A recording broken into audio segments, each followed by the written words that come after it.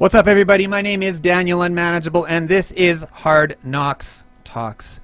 Tonight's show is title sponsored by Stronger Together Canada, a peer support program by MomsStopTheHarm.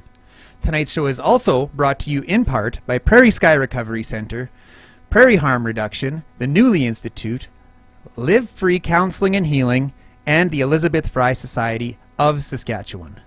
Tonight's guest, Petra Schultz, tragically lost her son Danny to overdose in 2014.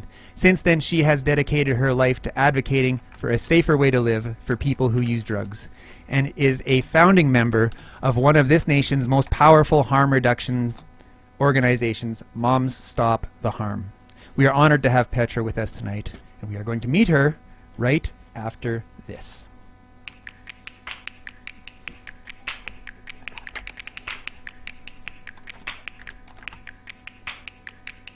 .315 Avenue. I spent 23 years living in addiction.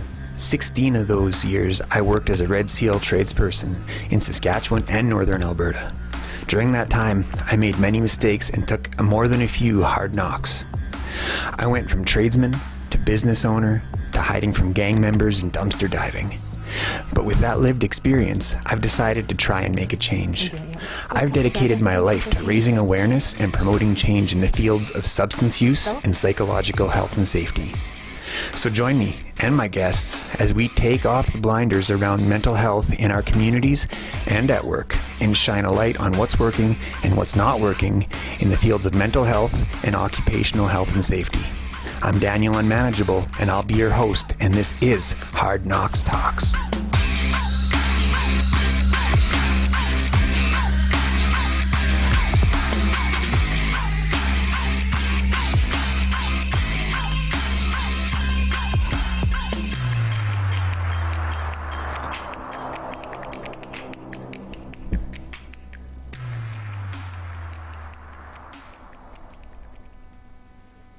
Okay, here we come, Petra.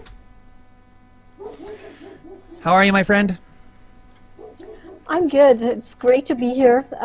It's good that you told me before the show about that powerful slideshow that you made about the work that you do. When you see it together like this, it's always deeply moving, and especially now before the holidays, seeing Danny's picture and photos of all the other young people that we are missing, it's hard. It's hard, but that's why we are here. Mm-hmm. Is there anything that you would like to say before we jump in? I'm just glad that people are here, that we're having this conversation. When we don't talk about mental health issues, when we don't talk about substance use, when we don't talk about harm reduction, too many people use and die alone. So let's have that conversation. Okay, we're going to go into the flashback. Hang on.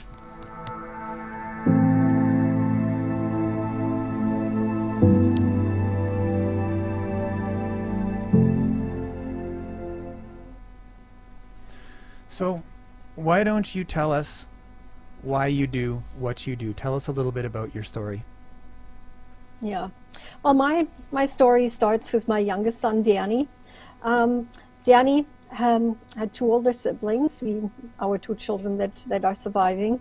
Danny was always a little different from his siblings already as a little guy. When he was 3, he wanted a cactus for his birthday. And when he was, 8, 9, or 10, he wanted to go panning Piquet, and he thought he'd find riches in the North Saskatchewan River just outside of Edmonton. And before he even turned 14, he had an old Chevette. Days before his learner's license, he already had his car.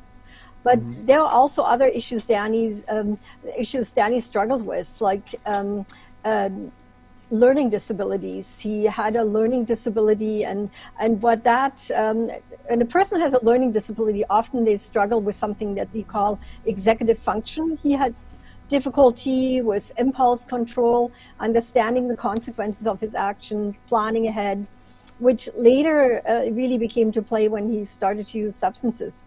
Danny also came out being gay when he was a teen.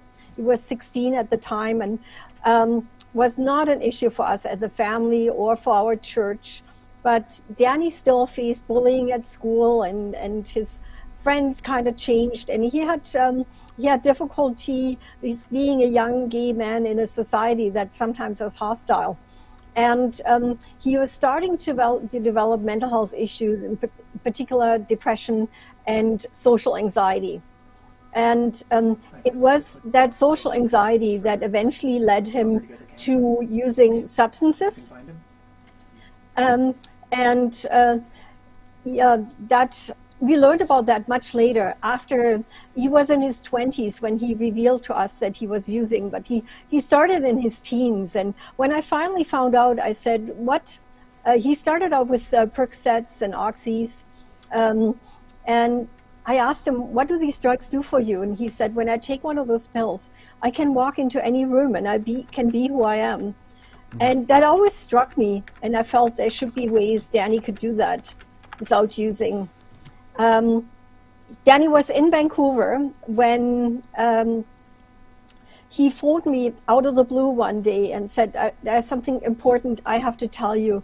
And he told me that he was addicted to heroin, that he had burned through his student loan, and he had finished culinary arts. He was learning to be a chef, but he couldn't finish the restaurant management program he was in. So he'd burned through his student loan. He had basically left his boyfriend had left him. He couldn't pay his tuition, so he was homeless, and he was coming back to Alberta. He was studying in Vancouver at the time. And when he came to Alberta, he started a cycle of detox and relapse and detox and relapse. And every time he detoxed, we thought, it's it. We're getting the old Danny back. Mm-hmm. But then he relapsed. We didn't know, we didn't understand how substance use works, mm-hmm. how we support him. And we never knew anything about harm reduction. So when you were, when he was doing all these detoxes, did he make it into treatment, or did he bail before detox was complete? He detoxed at home. He detoxed on the living room couch, and I know other families that help their kids detox, and it's heartbreaking. It's heartbreaking watching somebody detox and not being able to do anything about their pain. Yeah. So this was at your home. He would come and. Yeah. Mm-hmm. He relapsed and went back to using. Later, he went into treatment. He went into treatment with methadone. Went back to Vancouver. Was basically homeless, but not on the street, just kind of living with friends. And he started treatment with methadone, and the problem is that we didn't understand how that should work either. We kind of thought, well, methadone is just another opioid, which is pharmacologically correct, and said it was his medication that kept him safe and kept him alive. So we would go like, so Danny, how long will you be on this medication? What dose are you on? Have you tapered yet? How long will it take? So he didn't stay on it long and stable. And what I tell family is that it's medication. We don't expect people who have diabetes to live without their insulin. And mm-hmm. I know some amazing people, like my dear friend Garth Mullins, mm-hmm. who's lived a long time with his medication, and he does great. So I always tell people, don't push your kids off your meds. Mm-hmm. That's a mistake we made. So when he then relapsed one more time, he had lost contact with a scene, and what he thought was a street oxy was fentanyl before mm-hmm. fentanyl made the news in 2014. Then 12 people a month died from an overdose. Now we lose that many in Alberta every 3 days. Yeah. So, so what next? He finds street fentanyl. Was he still coming around the home? No, when he found street fentanyl, he took it once. He overdosed, and we were expecting him for dinner. He didn't show up. We went to his apartment. I had the key code to get in, and You know, when you have a child who uses, you always imagine, you imagine in your head, I don't know, Marie can probably confirm this. You imagine them dying in your head many times, but then when the day is finally there, um, uh, it was very hard finding him there. We found him in his apartment, and it was too late because he was alone. There was he didn't stand a chance. Okay, so very sorry for your loss. What was how were you treated by like, was law enforcement involved? How did the responders treat you? Well, actually, law enforcement, the first responders were actually they were very kind. And we had law enforcement there for 2 hours. There was a younger officer who looked to me like he'd rather be policing a hockey riot or something. But there was an older officer who actually said, is there something I can do? And so I asked him to phone his work and tell his work and find out how long he'd been at work. He worked at a restaurant nearby. He worked in some of the best restaurants in Edmonton. So, but we had to wait 2 hours for the examiner to show up, and we did not want to leave him there. So those were probably the longest 2 hours of my life. But after he died, we had difficult decisions to make. Not even Danny's grandparents knew that he had been struggling with substance use. And when we prepared for his funeral as a family, we sat down, and when my husband asked our middle son, writing a eulogy, what does a eulogy actually means? And the middle kid is the one who studied classics. And he said, it means to speak well of someone. And we thought, if you speak well of someone, you don't tell lies. So we were open, and we shared about Danny's substance use at his funeral, and the floodgate opened up. All kinds of people came to us.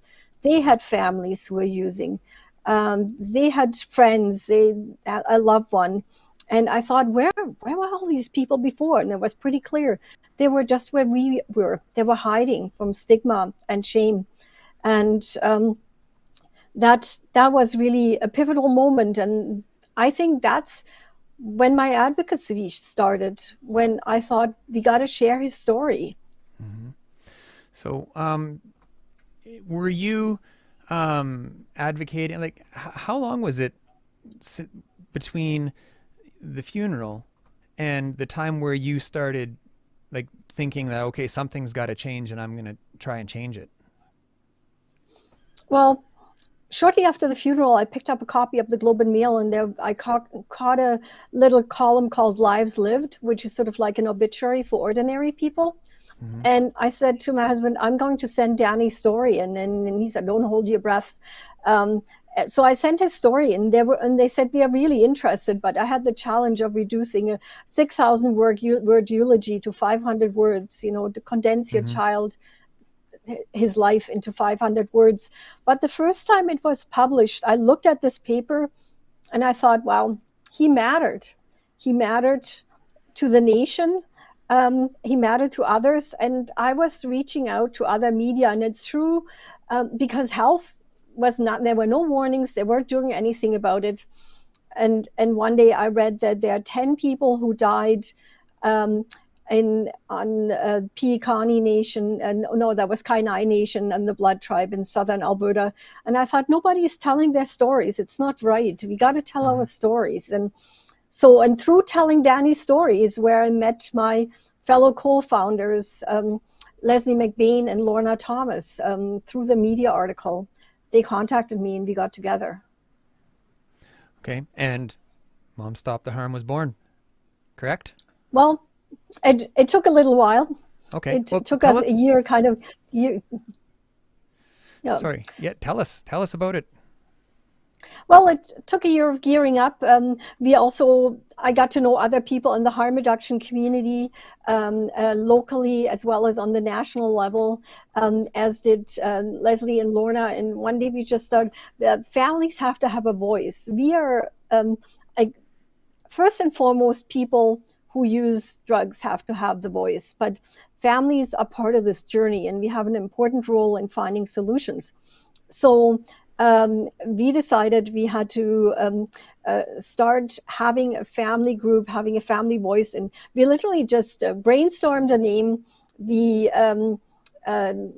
we registered a domain name and we had started a Facebook page. And then we are reaching out to other people through media stories and such when we caught wind of somebody who lost a child. And that's also how we connected with Marie. Marie was part of our movement right from the get-go. And she's been on our board since we formally became MomsStopTheHarm Society.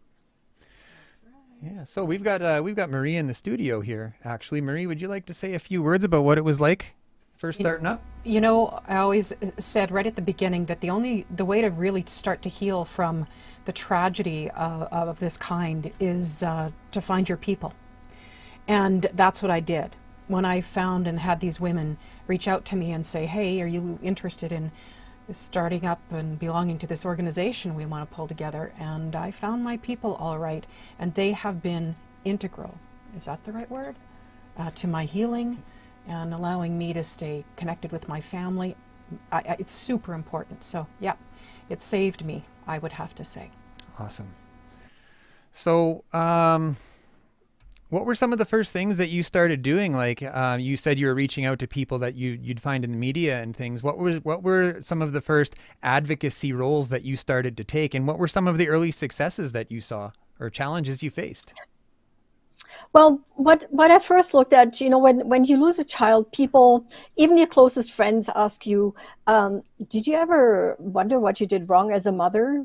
Or one friend said, Danny had choices to make and he made bad choices, and bad choices have consequences. So I asked myself, was he a bad person? Was I a bad mom? So I was starting to do research, and I started to read about the war on drugs and the role of drug policy. And what I learned very quickly is that my child died not because he is using drugs, but because we had bad drug policy. I felt that these policies had to change. And one of the first things we worked on was the campaign to have naloxone widely available as an over-the-counter antidote to overdose, as it is now in many provinces. There are still provinces lagging behind, such as Manitoba.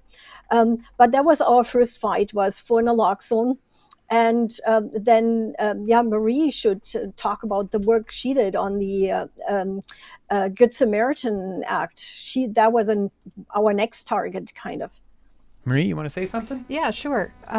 So back a few years back, in the legislature now, of course, I'm doing a bunch of things. I'm helping Daniel keep up with the likes and put all the comments on too, or with the comments.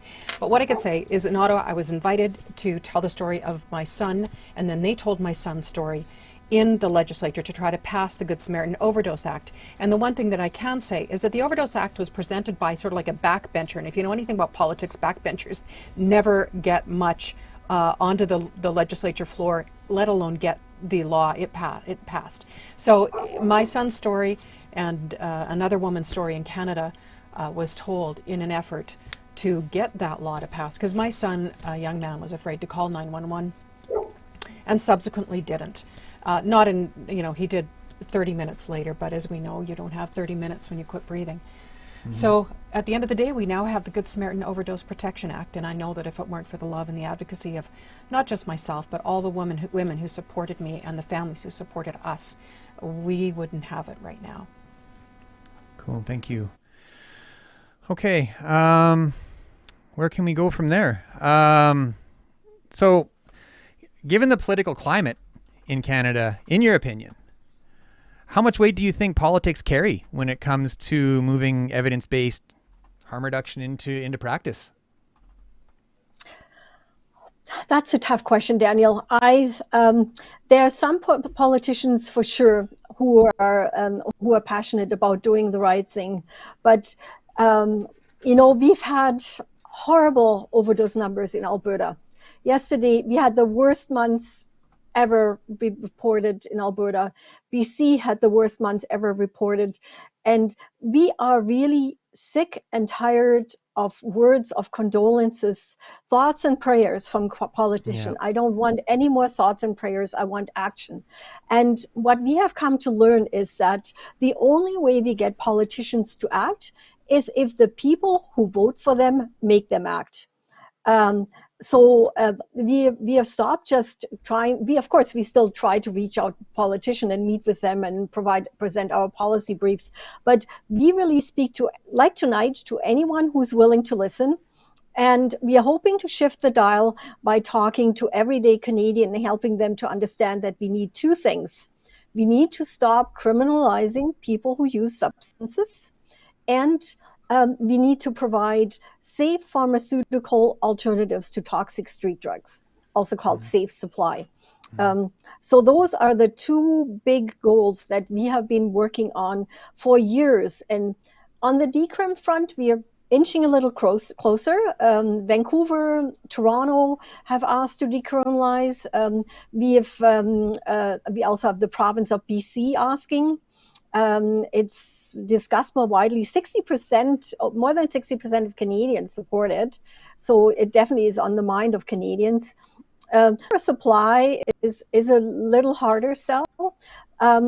But decrim alone won't do it unless we keep people alive and we keep them healthy and keep them well so they have hope for the future. Especially here in Alberta, we often have treatment and recovery pinned against harm reduction. And to me, that is totally pointless because dead people don't recover. Yeah. Dead people don't recover. Yeah. And abstinence is a harm reduction strategy. So I really don't know why we're sitting at different tables, you know. I don't sway one way or the other. I think that we all have a message to carry, and if we carry it together, we might actually get a little further. So the other day, actually today, I saw a post by my friend Barb Fornsler calling. We had a big fentanyl bust here in was it in Saskatoon or Regina? And what are your thoughts on that when they tout that they took a whole bunch of drugs off the street and they're feeling all proud of themselves? What are your thoughts when you see that? I'm worried. I'm worried for the people who are using, because their supply that was already dangerous, but that they probably somewhat knew and understood, their supply chain is just being disrupted. And there's always more where that came from, and it's usually more toxic. So drug busts, to me, like for me, I have one simple question with everything we do. The question we ask is, does it save lives? And if you look at the history of the war on drugs, the money spent, the people thrown into jail, gang wars and all the things going on, more and more people are dying and are victimized by it. And it doesn't save lives. So if it doesn't save lives, why do we do it? And I'm sorry to say to the police or people who believe that taking these drugs off the street, that it won't save lives. It won't make a difference. In fact, or make it worse, actually. Well, that's kind of what my friend was talking about earlier today in her post. She was saying that crime rate is going to go up, violence is going to go up, because now we've got people that are feeling desperate, and they're going to, like you said, alternative means that they're not familiar with, and they're paying higher prices, and they're getting ripped off, and it's just it causes more chaos than it. And in essence, you might agree that it's actually fueling the drug trade. If you take a bunch off the street, the higher ups are just going to be like, well, thanks, because now they got to buy more. Right? So, well, not only does it fuel the drug trade, it also fuels gang wars, because sometimes, like most of the time, they actually don't catch anybody higher up, but occasionally they do, and then you create this vacuum that needs to be settled. Who's in charge here, and community violence goes up. Like in Vancouver and in Toronto, we have situations. In Winnipeg, it's an issue as well, where people, like innocent bystanders, people say, "Oh, I'm not a drug dealer, it won't affect me," but it really can affect anyone. And what we call a drug dealer, one thing we have learned, that if your kid used, most likely under the criminal code in Canada, at some point or another, they would have been considered a drug dealer. But we don't look at it that way. a lot of people need to deal for subsistence because of their own use. And that, in our opinion, should also be covered under decriminalization when it's subsistence trafficking. But really, the best way to put dealers out of business is to take their customers away. Offer people safe supply, and dealers have nobody to sell to. Mm-hmm. We've got a question coming in here. Let's just see if we can pull her up. I don't know if it's going to fit all on the screen. It is not, and I didn't even see it all. Anyways, Claudia, thank you for watching. Thank you for the question. Claudia asks, can we talk a bit about what people go through when they're drug sick? I don't know if the public can really appreciate what drives people, what I'm assuming would be to toxic behavior. Well, I mean, I can tell you, Claudia, what it was like when I was watching Danny. It's being dope sick is worse than the worst flu.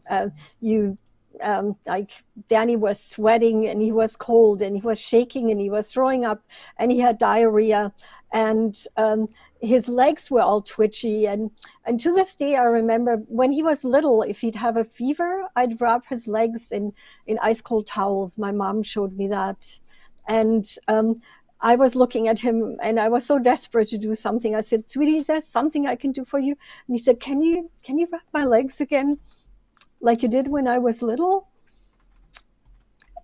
And I did that for him, and it helped a bit with the twitching. But it's horrible to watch, and people, when you need to use, people know it's dangerous. Telling people don't use, it's dangerous. Like, yeah. It's the silliest thing ever. It just makes people feel guilty. Mm-hmm.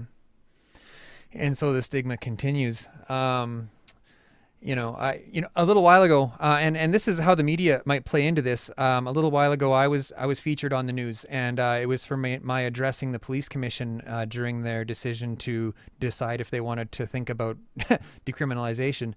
And while I was on the news, my audio they were displaying images of people using drugs intravenously. They were displaying images of our vulnerable demographic. What have you got to say about the way the media portrays people who use drugs?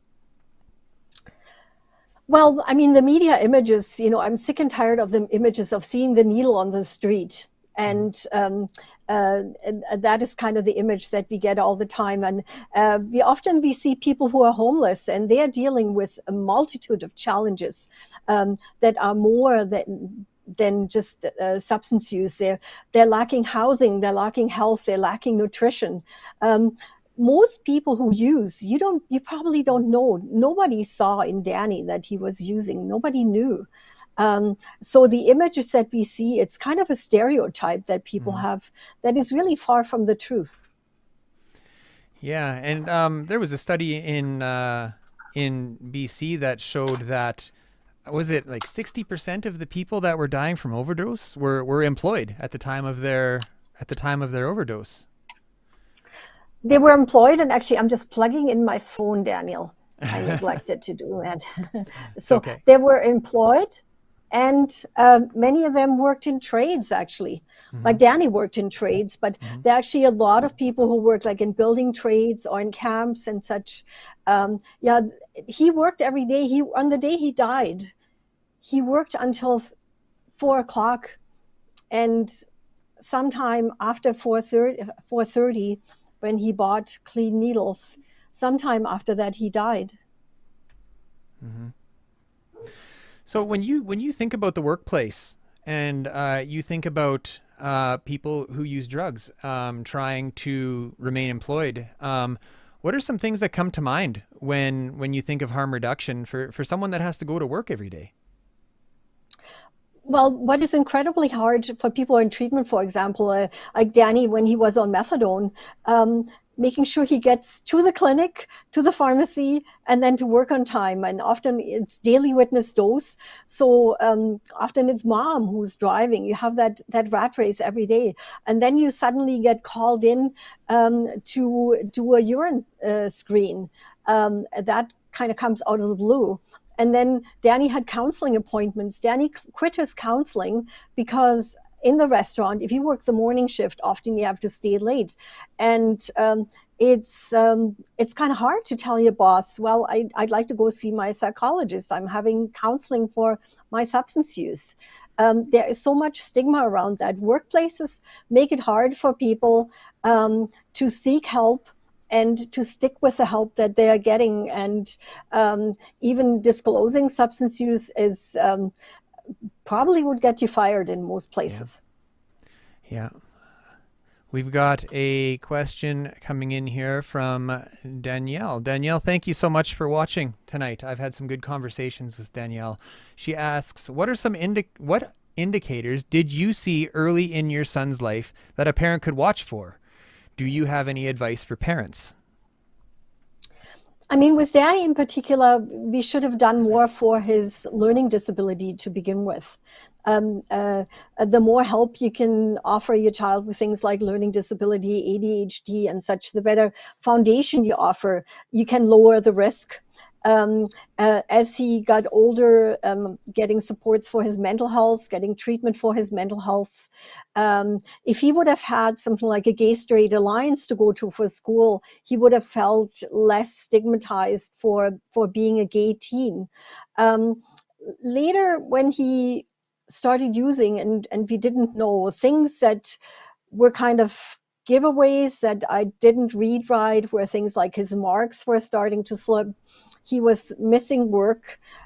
He suddenly, work or school, and he suddenly needed a lot of very expensive ingredients for his meals that he was prepping for school that he didn't need before, and seeing his account go down, his student loan account, and things like that. So, and what I tell people, when you worry about substance use with somebody you love, don't say, "Are you using drugs?" Don't be confrontational, accusatory, but describe what you see. Describe the things that I just mentioned. Sweetie, I've noticed these things. Is something not right? Is something troubling you? Do you need help with anything? We can talk about it. We can look at it. Really being free from shame and blame, and being supportive and understanding. That is the best way to approach it. Okay. I just have to say, I see all your comments, and I hate to say that you have to shorten them, but you have to shorten them because we can't see more than about 180 characters. So we'll do our best here to get your message through, though. Okay, Marie, would you like to talk for a minute about some of the things that you noticed as a parent? Sure. I think in hindsight, okay, first of all the things that Petra said, you would notice that their grades are slipping. I would notice that all of a sudden his temperament changed. He was always a kind of a high-strung kid. And I'm not saying the son that I lost. This is a son I have who's currently really managing his recovery well now. The one that I lost had never got to the point where he was, it had really started to affect his life in a negative way. Maybe the last couple months I noticed, but my first son was involved for about 4 or 5 years, very deeply involved, and much like you said, Daniel, where you were living wherever you could and dumpster diving on occasion to get your needs met. So it was really his energy changed completely. And I looked at his peer group. And not that we have to judge a peer group, but you've also got other kids potentially who are really going to be, that are at high risk. And that we can't be afraid to reach out to other people's parents no matter what they're going to say. And I have reached out to other people's parents and got some pretty negative responses. But at least on my conscience, I know that what I've done. And done it in a loving way. And I think, too, as a parent, I know you get terrified and you want to shake them and beg them and scream at them and tell them what's going to happen. When you get that invested in a drug, what we don't understand is that investment and how dependent you are on it. You also get to be safe as a family member. You get to have boundaries, but those boundaries don't come with threats. A boundary with love. You can still take your child food and lunch and maybe help put a roof over their head if nobody else is. It's okay. They don't want to be the way they are. Offer the help, and hopefully one day they're willing to go down that road. God help that they make it that far too. So kindness goes a lot further, and you don't have to be angry. It doesn't change a thing. Thanks, Marie. Okay, let's see here. Let's get back to Petra. What would you like to see, Petra, when it comes to safe supply? And while we're at it, how do you think we can go about advocating for this in such a way that the politicians will listen to us? Clearly, there's a disconnect. There's a total disconnect, and there are some. I'm a strong believer in research, and there are some studies coming forward that already show how safe supply makes a difference. But for me, what is so important is that the high toxicity of the substances we have right now is just killing so many people. We need to fundamentally change. And sometimes when we change, it's scary. It's unmanaged, it's territory we haven't ventured on. But we need to give this a try, because what we have been doing for the longest time is not working. And we know that safe supply helps people stabilize. Suddenly people don't need to go out. You need to hustle. You know, if you have a opioid use disorder and you are using fentanyl all the time, you need to find $500, $700, $800 a day. You need to hustle to find that money. And suddenly when you provide people safe supply, you also free up time. And that time can spend on getting well, on getting support and getting help and getting housing, reconnecting with family, volunteering, working. I had a young woman ask, someone here, Noelle in Edmonton told me the story, had a young woman ask, what the F do you normies do with all this time? What should I do? Can I come and volunteer for you guys? Yeah. You know, if your world has so revolved around it, and then all kinds of doors open. People distrust the health system so much, and we can build trust with the health system by offering a safer supply. That in turn opens doors for people. Don't be afraid to think differently, because what should scare us is the number of people that are dying every day. That should totally scare us, and how politicians are not talking about that. Like during the last federal election, during provincial elections, it just barely bubbles to the surface. And it's just very, very painful for us who fight to keep people alive and have lost loved ones. I've got a comment coming in here. Sheila, thank you for the comment. Sheila says, my son told me he needed heroin and I couldn't get it for him. That reminds me of a conversation I had with somebody else. So we're also dealing with suicide and like self-inflicted harms as a result of unmanaged withdrawal. Am I correct? One of our co-founders, Lorna Thomas, her son died by substance use-related suicide. He was using stimulants, and we often talk about opioids, but we should not forget a lot of people challenged by stimulant use, especially those who work in trades, work long hours, try to stay awake and such. And his stimulant use had become unmanageable for him, and he didn't know where to turn for help. And so he took his own life, and there are many stories like that. And if we reduce the stigma, and that's why the other part, the decriminalization, is so important, because nothing stigmatizes like a criminal record. So if we decriminalize, it's really important to remove the stigma and to free up resources and move into health and human services and into treatment, into harm reduction programs. And then at the same time, ramp up safer supply programs. That's where we can stop these just horrendous death rates that we've been seeing. We've got another comment coming in here from Bonita. My friend, good to see you this evening. Bonita says, my son said, I just want it to stop. And he meant the voices in his head, but those voices were the voices of judgmental humans. What have you got to say to that? Well, with voices in, Danny felt very guilty about about his use, and a lot of people who use feel that way. But feeling guilty is not a feeling that can help you feel better, to move forward, to seek help. So anything we do to make people feel that what they do is wrong and negative, we have to change. But with voices in one's head, I've also talked to people who are struggling with schizophrenia, for example, and their families who tell us, my kid said the opioids stopped the voices in their head. So I think doctors also need to rethink a little bit. So this idea that opioids are always bad, but we can fill people up with whatever other psychopharmaca we have to rethink that. Opioids have a role, and people take them for pain. And depending what kind of pain it is, not everybody who uses wants treatment, and treatment isn't good for everybody. There are people who have told me, if it wasn't for heroin or fentanyl, I wouldn't be here today. I would have killed myself. I've heard that too. If you talk to Guy Felicella from Vancouver, he went through really, really dark places. He had trauma counseling now. He's in recovery. He has a loving family. But he said there was a time where if that wasn't available to me, I would not have been able to live with the pain. And who am I to judge that?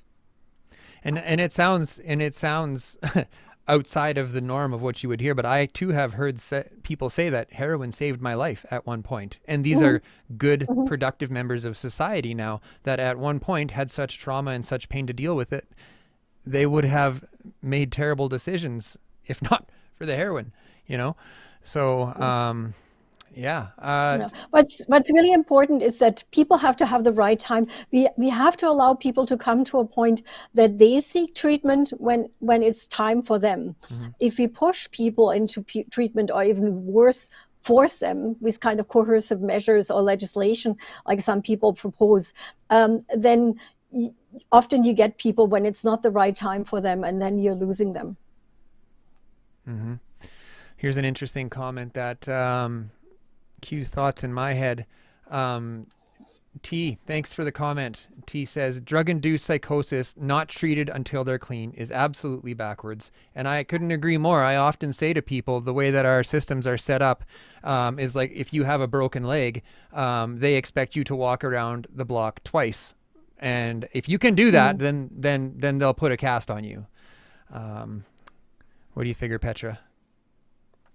Oh, totally. We see this all the time. And, you know, with what is described as concurrent disorders like substance use and mental health issues, often say, oh, we can't offer you mental health treatment until you've addressed your substance use. And it doesn't make sense. I know a mom here in Edmonton whose son died that way, who was actually in mental health treatment when he relapsed, and they stopped the mental health treatment and didn't refer him to substance use treatment, and he subsequently died.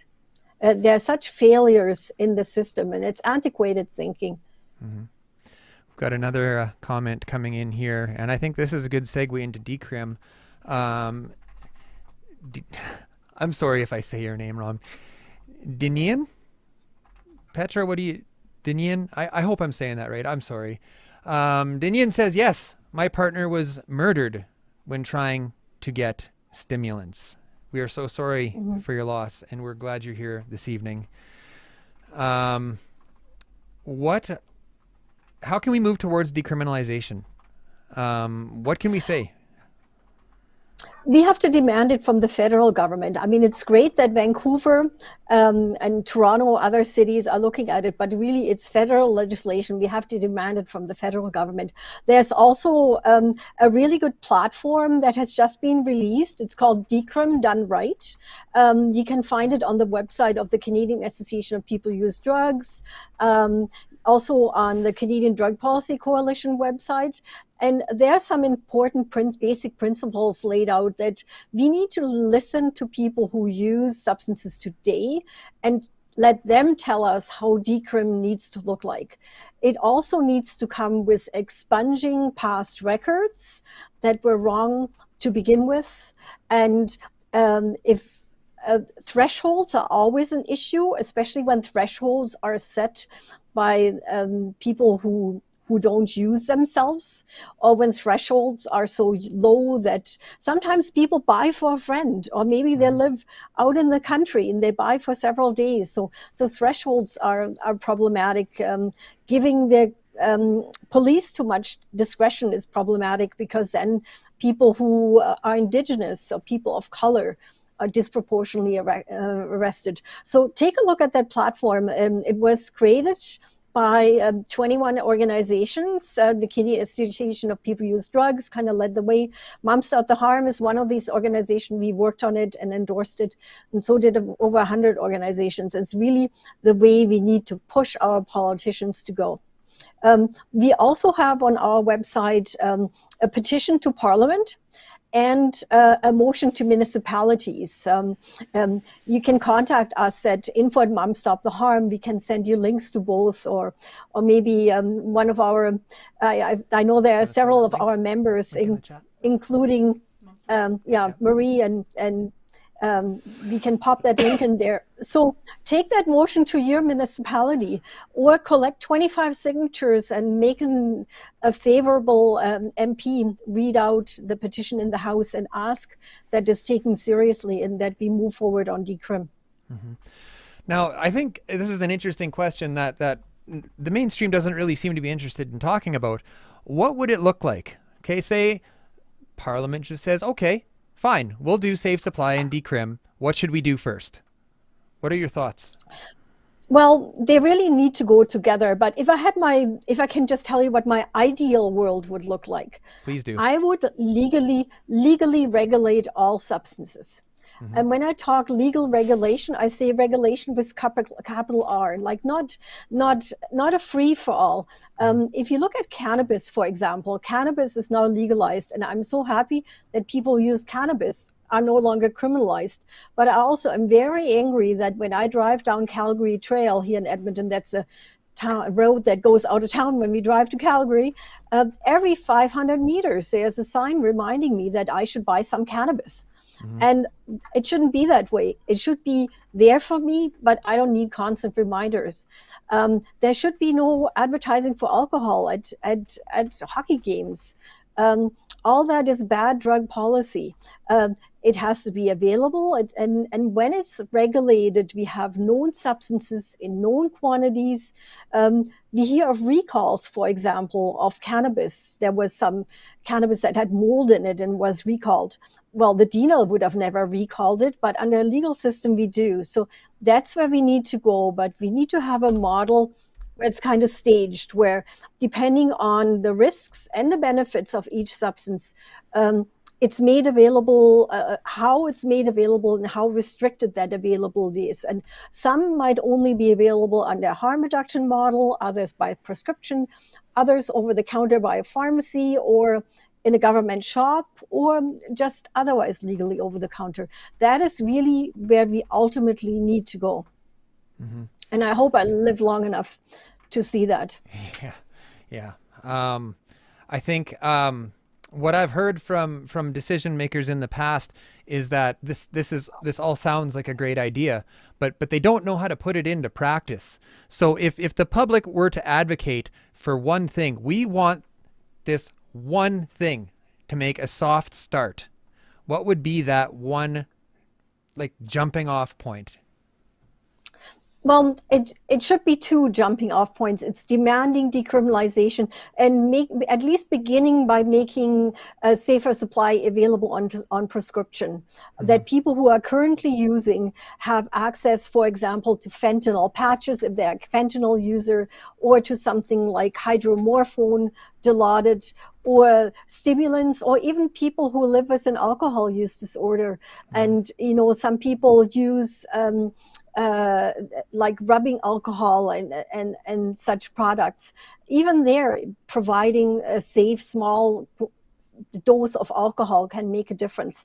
So moving forward with safe supply, and there are models out there, they have been shown and they're beginning to work, but they are just too few and too far between. And mostly on the coast and in Ontario and some Atlantic provinces, we have nothing happening in that regard on the prairies, and we just need to get moving on it.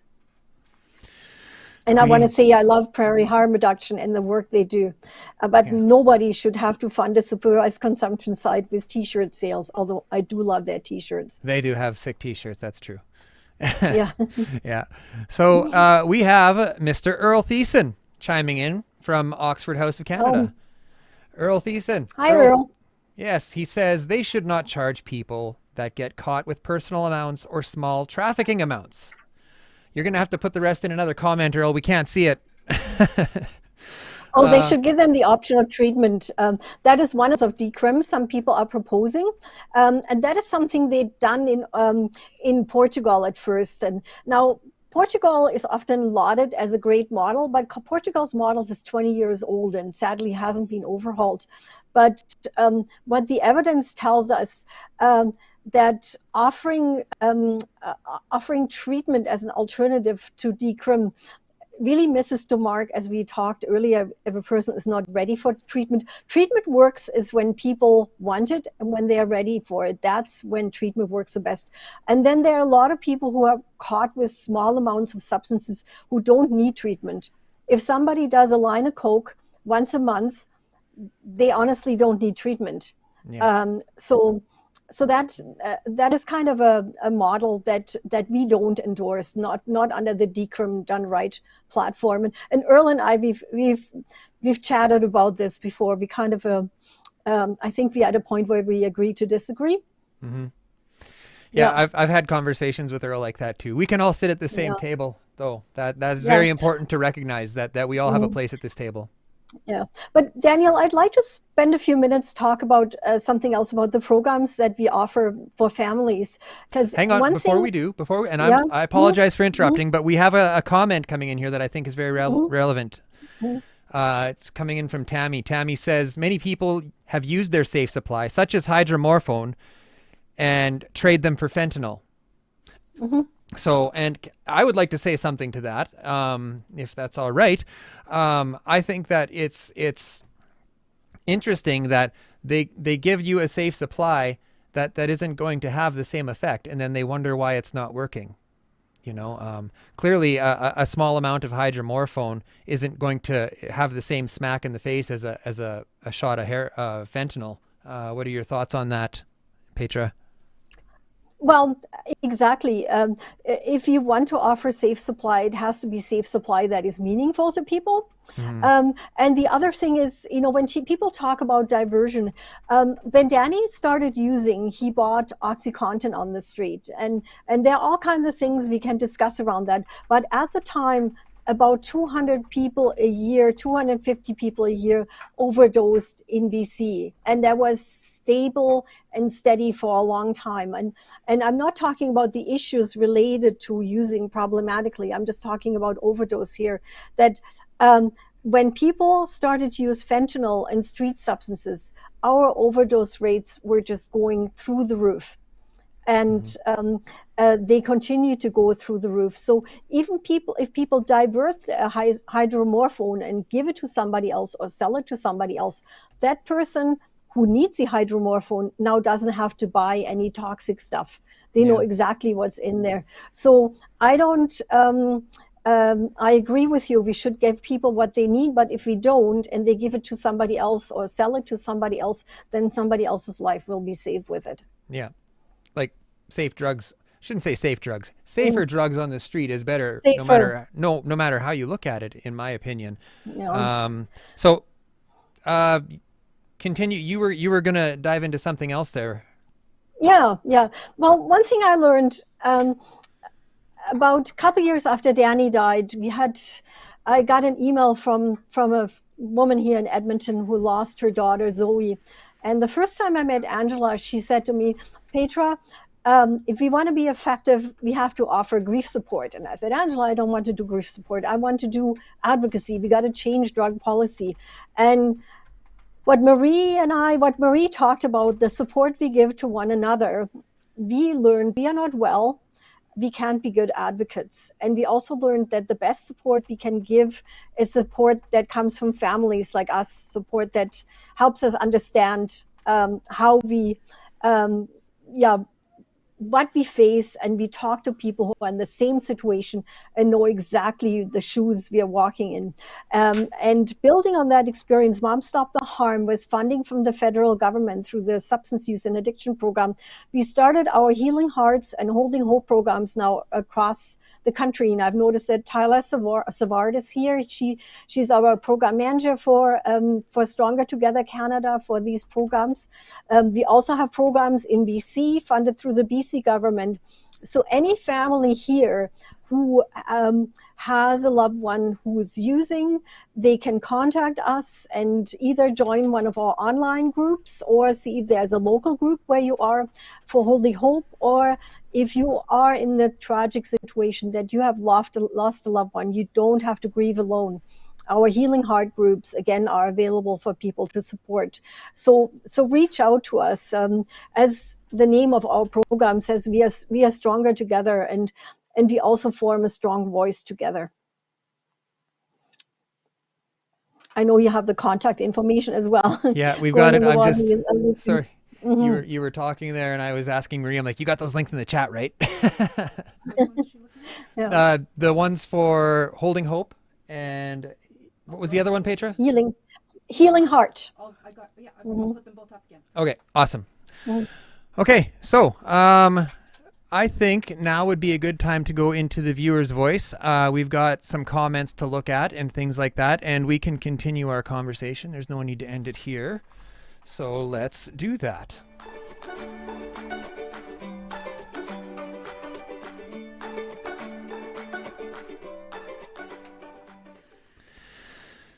Okay, let's see. We do have a lot. Holy cow. Amanda, my friend, thank you for watching tonight. Amanda says this is a topic that needs to be discussed by families affected by addiction. That is correct. We have Bonita. The stigma is still operating everywhere, so thank you for all that you do. How can Bonita get involved, or people like her get involved with what you do, Petra? A lot of people who are on the call tonight are already involved, but they can join Moms Stop the Harm. And you can join either for support or to become active in advocacy. And we have local advocacy groups like our Saskatchewan team led by Marie and our other board member, Willie. They do amazing work here in Saskatchewan. So if you join us, then we'll put you in touch with the Saskatchewan team or whichever province you're in. We've got Tammy chiming in. Tammy says, trying to get people into treatment and then some sort of housing afterwards so people don't have to go back to living on the street. What do you think about that, Petra? I'm sure if Earl was here right now, he'd have lots to say about that. Well, it's a huge issue. And, you know, in Alberta, we hear about all the addictions treatment beds that are created, and often these beds are a revolving door. If we don't offer transitional housing, supportive housing, affordable housing, all these, like, how can you stick with your treatment regime if you are don't have a safe place to live, or you're afraid of being homeless and such? So housing, income support, mental health supports, really like detox, and like people say, oh, we need detox beds. People say we need treatment beds. That is just the early beginning. The hard work after that, and people can't do it alone. We need housing and and supports for people. Mm-hmm. You know, it's interesting. They offer a 28-day program, and then they punt these people back out into the streets who are barely done shaking it off. And when they fail, they collect that statistic and they use it to defund treatment centers and to not provide more. Is that accurate? Well, I mean, in Alberta, you can just go back for the treatment, you know, then they call it a chronic relapsing brain disease, you know, where the relapsing and the disease is sometimes more in the system than in the person's brain and their behavior. We too often set people up for failure. There's also this idea that everybody needs inpatient treatment. The majority of people don't. Like outpatient treatment, especially for opioid use disorder, having somebody on methadone, Suboxone, Kadian, something similar, outpatient together with psychosocial supports is just ideal. Inpatient is important when somebody's homeless. Of course, they need inpatient treatment. Or if somebody, maybe has more complex concurrent needs. But for the most part, you take the person out of their environment, you put them somewhere for 28 days, and then they go back to where they were before. It just, it won't work for them. It sets people up for failure, and we have to stop doing that. We also need treatment spaces that let people come in on methadone and Suboxone. The research earlier, CRISM was in your intro. You were talking about CRISM, the Canadian Research Institute for Substance Misuse. So they clearly state that for opioid use disorder, abstinence only is not recommended. It has too high a risk of relapse and overdose. So let's do what the research tells us. We've got Sherry chiming in. Sherry says, our overdose in BC is too much. We need politicians to do something now. Yep. We've got Not Maria. only in BC. No, everywhere, yeah. Maria saying politics and the medical system is failing addiction, mental health, etc. We've got Sheila. Meet people where they're at and give them what they need. What else do we got here? Thank you, Sheila. Yes. Jane is chiming in. I watched my son suffer with dope sickness for days on end. Couldn't even drink water. Then get up and go leave the house again to use. Yeah. Oh, hang on a minute. Marie wants to say something here. Marie, the floor is yours. Thank you. We treat substance use disorder medically and predominantly, not like it's a medical disorder. And you wouldn't give somebody chemotherapy and maybe they needed radiation as well. Maybe they needed follow-up weekly with their doctor.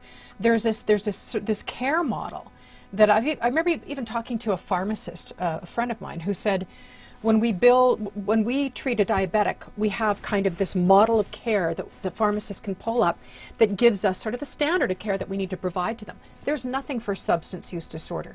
What do you do next? It's all anecdotal, and it doesn't need to be, it shouldn't be. And the only reason, in my opinion, that it is because nobody wants to put the money into it. It's that stigmatizing, if we support it, are we somehow condoning a drug user without even acknowledging the reason why they're using drugs? It's baffling. It's a deficiency, it's a disorder, not a moral failing. Thanks, Marie. Yeah. Let's look at a couple more comments here. We have a question coming in. Joyce asks, for the people who use drugs for their need to numb their trauma pain, how does alternative therapies like Safe Supply work? Well, I mean, Safe Supply, they still use their drugs, but those drugs will now be not toxic drugs, so they can dose them accurately. They know what's in them. They know the quantity. They know the strength. They know how often they can take it, and often that allows people to stabilize and maybe reduce their drugs. But we really, in a case for trauma, that is another problem. We have trauma care is in many cases not covered. If you need intensive trauma care, that's often private pay. And absolutely should be covered under healthcare. And as long as a person is living with trauma, they're probably safer on a safe substance than trying to be abstinent and then maybe taking their life because they can't cope.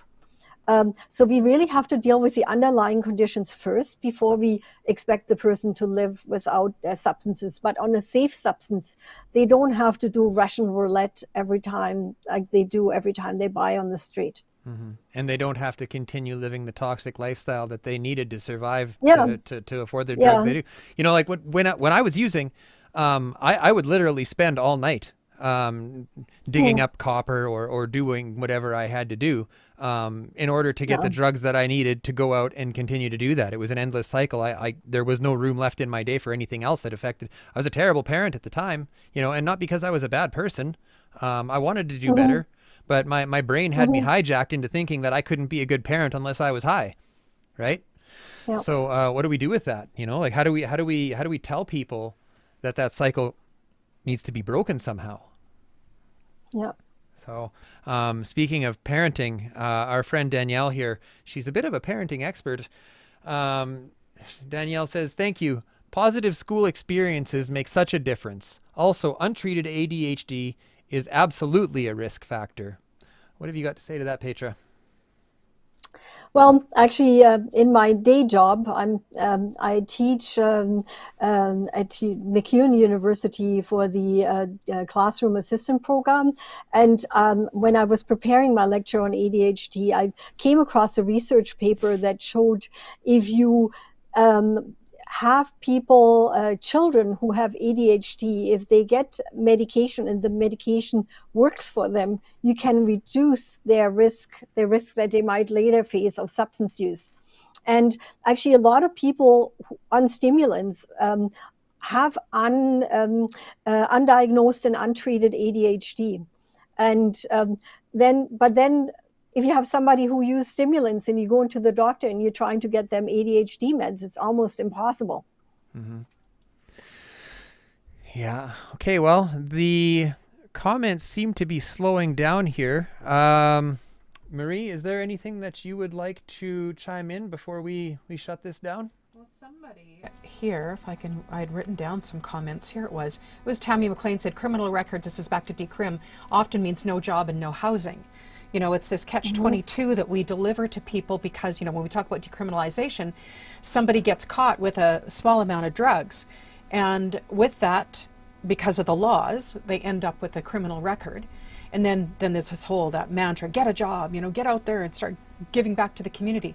Well, and support your family. Well, I can't get a job. I can't get bonded because of, this amazing human who's done everything that they can in spite of that one moment in their lives, that essentially has ruined them, and we have to change that up. We just have to. So I agree totally, Tammy. That is one of the biggest reasons. And actually, the Canadian Association of Chiefs of Police does agree that we should be decriminalizing drugs. But one of the things that I've heard from both Saskatoon and Regina's Chiefs of Police is that we need a more robust system of care. Because for them, sometimes they're the only place that they can take somebody in 40 below weather is into the police custody, because the hospitals won't take them, and they're a danger to themselves because of the effects of the substance that they're using. And so really it looks like they're not caring, but they are. So then if they're caught with drugs, I had a friend too, I could talk, but a friend said, it was actually Matt Ingrell, we all know, Mr. Get Matt. him back on here. But Matt said, if sometimes we have somebody who's committed a crime, let's say an assault, and they have drugs on them, that drug can sometimes be used as a defense against a harsher criminal charge like assault. Mm-hmm. So he said it's a catch-22 as a police officer, because do you have somebody spend time in jail or have an assault charge that's going to ruin them, or a minor drug charge? So it just needs to be changed. Awesome. Well, thanks so much for chiming in tonight, Marie. It was great having you. Great being here. Petra, is there anything that you'd like to leave us with tonight?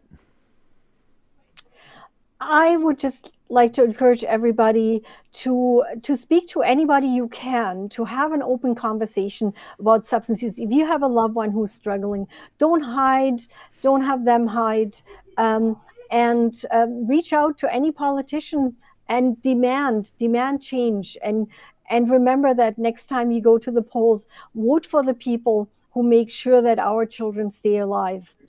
Because that is, as I said earlier, the big question we have to ask. Every measure somebody proposes, does it save lives? If it doesn't save lives, it's a bad idea and we shouldn't do it. Awesome. Okay, Petra, I will let you go. Thank you so much for joining us this evening, and have a good night. Thank you. Yeah, you too, Daniel.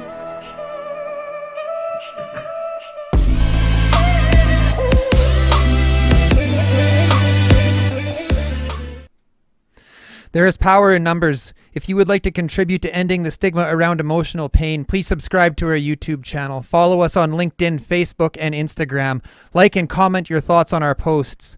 Let us come together with our lived and living experience as a resource that has the power to engage new thought processes, to promote new ideas, to broaden the spectrum of care, and to show the world that the lie is dead. We do recover, and we're here to show you how. Good night.